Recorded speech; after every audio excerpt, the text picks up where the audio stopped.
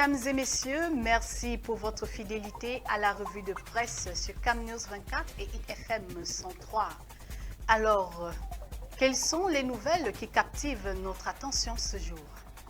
Avec Ghislain Cougan, découvrons ensemble les sujets qui font débat dans les médias. Ghislain.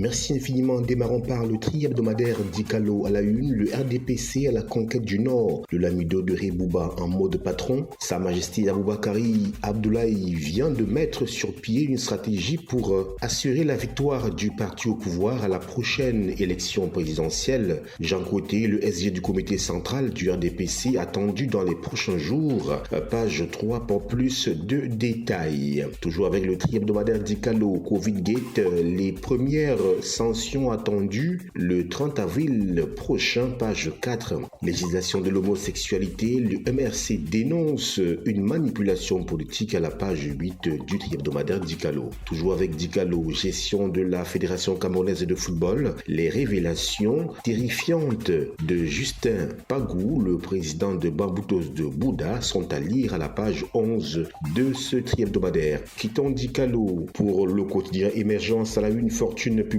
Voici les plus grands prévaricateurs, nous dit ce journal, selon les données du Conseil de discipline budgétaire et financière, page 5 pour plus de détails. Détournement des fonds Covid, le verdict des fonctionnaires du ministère Santé renvoyé au 30 avril, page 8.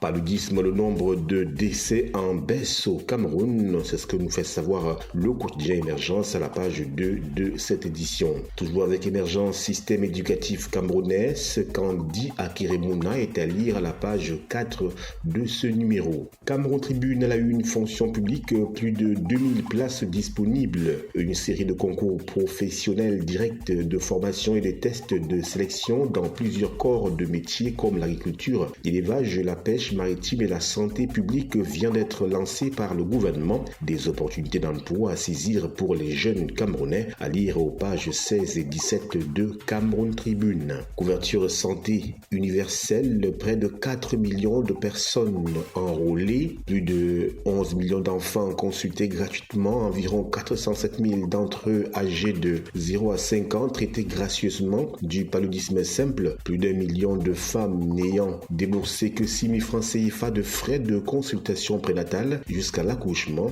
Tels sont entre autres les résultats de la phase 1 de la couverture santé universelle lancée le 12 avril 2023 et qui a permis à ce jour d'augmenter l'accès et l'utilisation des services couverts. Page 19, 20, 21 et 22 du quotidien Cameroun Tribune. La nouvelle expression à la une, République centrafricaine, plus de 8500 milliards de francs CFA pour cultiver le manioc et la canne à sucre. Le gigantesque investissement dont les documents ont été déjà paraphés compte parmi ses principaux financiers Afriland First Holding, un projet de plus de 100 000 emplois pour les Centrafricains et d'importantes réalisations sur le plan social, c'est-à-dire à la page 6, mais aussi à la page 7 du quotidien La Nouvelle Expression. Réforme des institutions financières, un expert écrit à Paul Biya aux pages 4 et 5. Guerre d'indépendance, Daniel Oumniobé rompt le silence. La France doit reconnaître qu'elle a assassiné mon père et ses camarades. Fin de citation. Le fils du leader indépendantiste né au Maquis en 1957, un an avant l'assassinat de son père par l'armée coloniale française, était l'invité d'un confrère français, page 2 du quotidien La Nouvelle Expression. 15 avril 1948, il implanta l'UPC en pays bamileke, engagé dans une opposition rigide contre la colonisation. Jean Bouendé, le premier maire noir de Bafang, était aussi le premier à aller prendre les statuts de l'UPC à Ruben Oumniobé à Douala pour implanter le parti nationaliste en pays bamileke. C'est à lire aux pages 8 et 9 du quotidien La Nouvelle Expression. Le financier d'Afrique Agribusiness Afriland First Holding mobilise 800 milliards de francs CFA pour la RCA. La convention d'investissement signée le 15 avril 2025 à Bangui porte sur la production et la transformation de la canne à sucre et le manioc sur 30 000 hectares pour 100 000 emplois. Afriland First Holding est le facilitateur actif coopératif entre le gouvernement centrafricain et le groupe indien Nasachi pour la réalisation de ce projet. Page 5 du journal Le Financier d'Afrique. Toujours avec Le Financier d'Afrique, Tribune, Babi Sakana plaide pour le positionnement des institutions financières publiques à la frontière technologique.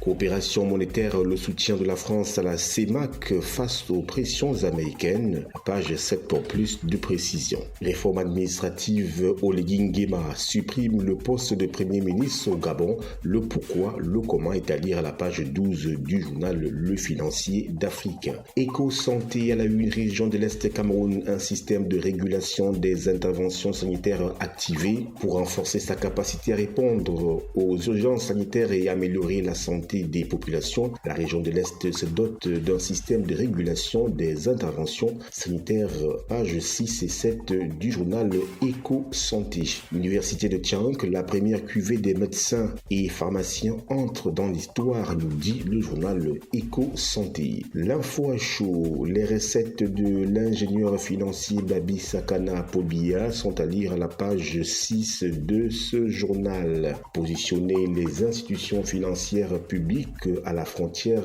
technologique, recommande l'expert au président de la République Paul-Biya. Diocèse des Bolova, 2 prêtres tués dimanche de Pâques, page 7 pour lire toute cette catastrophe. Le journal Le Reporter, logements sociaux, Mindu, 43 milliards de francs CFA dans la poubelle. Comment cela se fait? Eh bien, Le Reporter Hebdo nous en dit davantage. Le citoyen à la une, Paul-Biya sur le ring. Le président camerounais affronte la critique en ligne. Les réseaux sociaux seront-ils son tremplin ou son piège? C'est la grosse interrogation à laquelle nous invite le journal Le Citoyen avec une esquisse de réponse à la page 5 de cette édition. Fête de l'unité et la sécurité renforcée, le ministre Joseph Betty Assomo a présidé le 10 avril une réunion sécuritaire pour préparer la célébration du 20 mai, page 3 du journal Le Citoyen.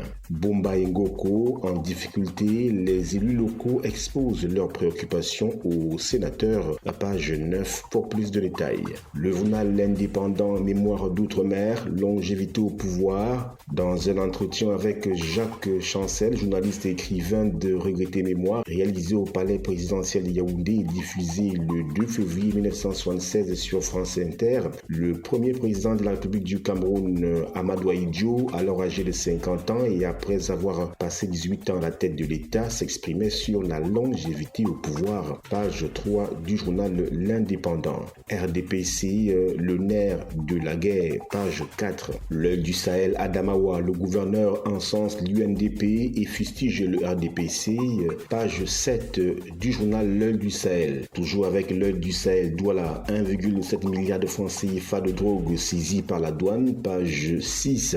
Paludisme, les décès réduits de moitié en 5 ans, page 3 du journal L'œil du Sahel. FENASCO Ligue B, l'extrême nord sur la plus haute marche du podium, page 8.